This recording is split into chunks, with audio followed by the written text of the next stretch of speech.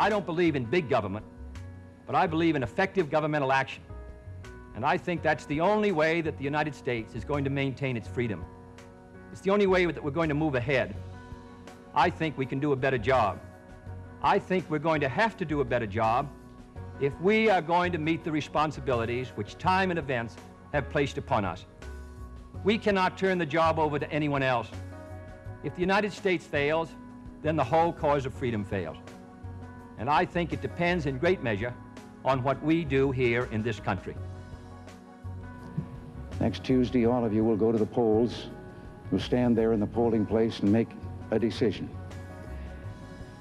I think when you make that decision, it might be well if you would ask yourself, are you better off than you were 4 years ago? Is it easier for you to go and buy things in the stores than it was 4 years ago? Is there more or less unemployment in the country than there was 4 years ago? Is America as respected throughout the world as it was?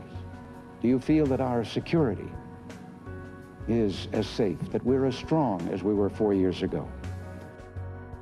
I have as much experience in the Congress as Jack Kennedy did when he sought the presidency. Senator, I served with Jack Kennedy. I knew Jack Kennedy. Jack Kennedy was a friend of mine. Senator, you're no Jack Kennedy. September the 11th changed how America must look at the world. And since that day, our nation has been on a multi-pronged strategy to keep our country safer. We pursued al-Qaeda wherever al-Qaeda tries to hide. 75% of known al-Qaeda leaders have been brought to justice. The rest of them know we're after them. We've upheld the doctrine that said if you harbor a terrorist, you're equally as guilty as a terrorist, and the Taliban no longer in power. 10 million people have registered to vote in Afghanistan in the upcoming presidential election. In Iraq, we saw a threat, and we realized that after September the 11th, we must take threats seriously before they fully materialize. Saddam Hussein now sits in a prison cell. America and the world are safer for it.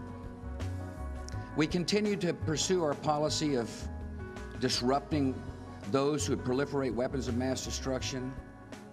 Libya has disarmed. The AQ-Con network has been brought to justice. And as well, we're pursuing a strategy of freedom around the world, because I understand free nations will reject terror. Free nations will answer the hopes and aspirations of their people. Free nations will help us achieve the peace we all want.